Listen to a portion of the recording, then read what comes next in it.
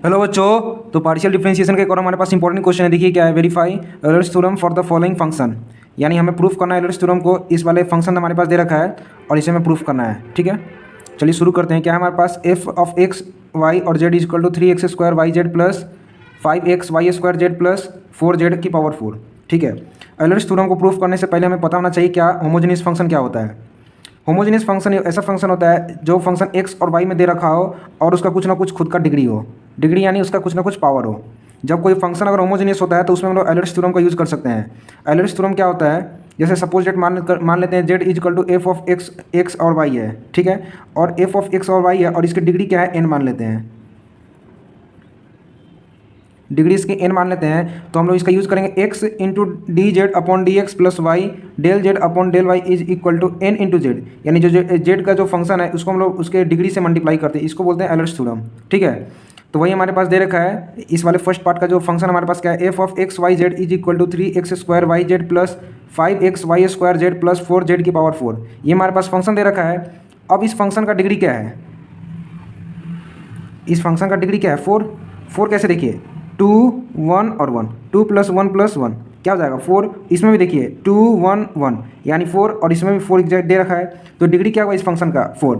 और डिग्री निकालना हम लोग क्लास 12th में देखते हैं। क्लास 12th में एक चैप्टर था, उसमें हम लोग देखते हैं कि डिग्री कैसे निकालते हैं। ठीक है, पार्शियल डिफरेंशिएशन में। अब हमें पता चल चुका है कि ये जो फंक्शन है हमारा क्या है, जो फंक्शन है इसका जो डिग्री है क्या है हमारे पास, डिग्री इसका 4 है।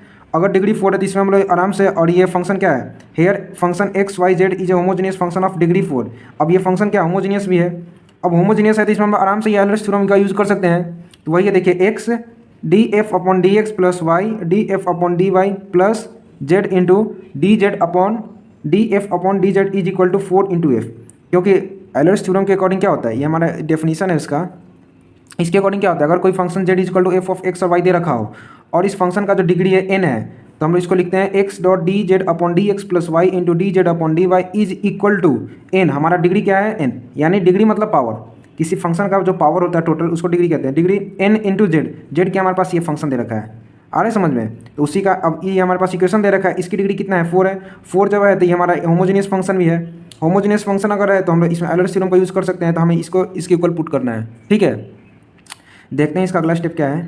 फंक्शन क्या था, F of X Y Z is equal to 3x² Y Z plus 5xy² Z plus 4z की पावर 4 ये था। और हमें प्रूफ क्या करना है according to question, x into d F upon D x plus Y into d F upon D Y plus Z into d F upon D Z is equal to 4f according to definition of Euler's theorem. ठीक है, तो देखिए x पहले हम लोग इस part का निकालेंगे, फिर ये और तीनों को ऐड करके इसके इक्वल इक्वेट कर देंगे। ठीक है, तो अकॉर्डिंग टू क्वेश्चन हमारे पास क्या है, x into d F upon D x is equal to, x को बाहर रखेंगे। अब इसको इस जो हमारे पास फंक्शन दे रखा है इसको एक्स के रिस्पेक्ट में डिफ्रेंशिएट करना है। तो क्या आ जाएगा, 2 बाहर आ जाएगा, 3 2 6xy Z plus 5xy² Z है। तो इसका क्या हो जाएगा 5y² जेड और इसका हो जाएगा। अरे पार्शियल डिफरेंशिएशन में क्या होता है, अगर कोई फंक्शन दे रखा हो एक्स और वाई के रिस्पेक्ट में, जैसे एक्स और वाई हमारे पास दे रखा हो, तो अगर हमें इसका डिफरेंशिएट करना है एक्स के रिस्पेक्ट में, तो एक्स के रिस्पेक्ट में डिफरेंशिएट करेंगे और वाई जो है इसको क्या करेंगे, कॉन्स्टेंट मानते हैं। कॉन्स्टेंट मानते हैं ना, 4x की पावर 4z की पावर 4 है, तो ये क्या हो जाएगा, कॉन्स्टेंट हो जाएगा क्योंकि हमें x के रिस्पेक्ट में डिफरेंशिएट करना है। अब देखिए ये तो हमारे पास आ गया था, फिर इसका x के अंदर में मल्टीप्लाई करेंगे तो क्या आ जाएगा 6x² x into x² y Z plus 5xy² z. ये हमारा इक्वेशन नंबर फर्स्ट इसको मान लेते हैं। ठीक है, फिर हम ऐसे ही हम निकालेंगे y del f upon del Y is equal to, y को तो बाहर एज इट इज छोड़ दिए, अंदर क्या आ जाएगा, फिर इसका करेंगे y के रिस्पेक्ट में तो क्या आ जाएगा 3x² वाई जेड है। इसको y के रिस्पेक्ट में करेंगे तो क्या आ जाएगा 3x² जेड प्लस इसका करेंगे तो 5 2 10xy जेड, फिर y का इसके साथ मल्टीप्लाई करने के बाद हमारे पास ये वैल्यू आ जाएगा। ठीक है, यहाँ तक तो कोई दिक्कत नहीं होना चाहिए। अब देखिए, अब हमने y D F upon D y की वैल्यू तो निकाल लिए। अब हमें किसका निकालना है, z d del f upon del z. ठीक है, तो जेड बाहर आ गया। अब हमारे पास फंक्शन तो यही दे रखा है, तो इसको जेड के रिस्पेक्ट में डिफरेंशिएट करना तो क्या आ जाएगा 3x² वाई प्लस इसमें क्या आ जाएगा 5xy² प्लस 4 4 जा 16 और जेड की पावर 3। ठीक है, ये आ गया। अब जेड का फिर से हमें इसमें मल्टीप्लाई करना है तो क्या आ जाएगा, देखिए 3x² Y Z plus 5xy² Z plus 16 z की पावर 3 और जेड। अरे बेस सेम हो, a इंटू ए क्या होता है, a² होता है, यानी पावर ऐड हो जाता है। ए इंटू ए, तो वही यहाँ पे जेड की पावर 3 है और जेड की पावर 1 है, तो पावर ऐड हो जाएगा, यानी 16 जेड की पावर 4 हो जाएगा। ये इक्वेशन नंबर हमारा 3 हो गया। अब हम क्या करते हैं, इक्वेशन नंबर 1, 2 और 3 इन तीनों को क्या करना है, आपस में ऐड कर देना है।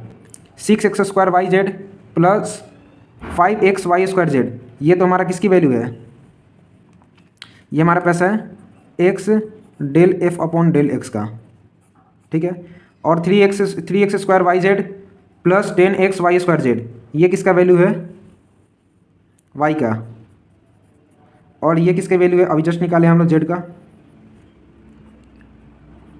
ठीक है।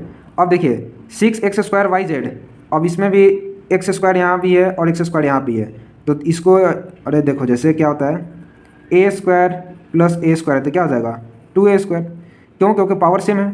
तो यहाँ भी 3x² YZ है, 3x² YZ है और 6x² YZ है, तो यानी ये टर्म आपस में ऐड हो जाएगा, तो क्या आ जाएगा 3 3 6, 3 + 3 6 + 6 12x² YZ प्लस, अब हमें ये देखना है y² वाला टर्म, तो हमारे पास 5xy² है और 10xy² है और 5xy² Z है, तो यानी तीनों को जोड़ेंगे तो क्या आ जाएगा 20xy² Z, ठीक है।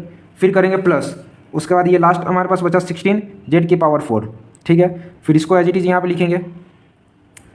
अब देखिए, और ये तो हमारे पास ये इसको ऐड करने के बाद आ गया इज इक्वल टू, हमें प्रूफ किसके इक्वल करना था, 4f के इक्वल प्रूफ करना था, इसको किसके इक्वल प्रूफ करना था 4f के, और हमारे पास फंक्शन ये दे रखा है, f की वैल्यू क्वेश्चन में यही है ना, और इसको 4 से मल्टीप्लाई करते हैं तो हमारे पास ये वैल्यू आ जाता है, आ रहे समझ में, तो वही है hence LHS is equal to RHS prove. उम्मीद करता हूँ कि ये क्वेश्चन आपको समझ में आ गया होगा। मिलते हैं आपसे अगले क्वेश्चन में, तब तक के लिए धन्यवाद।